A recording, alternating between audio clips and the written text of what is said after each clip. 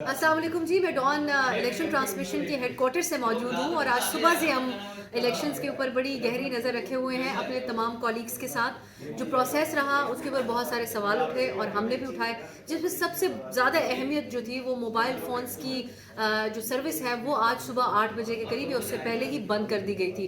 तो आज ज़्यादातर डिस्कशंस के अंदर वो चीज़ हावी रही और यही हमने देखा कि पोलिंग का जो अमल था उसमें लोगों के जहनों में भी और उनको इस चीज़ ने काफ़ी हद तक इफ़ेक्ट किया।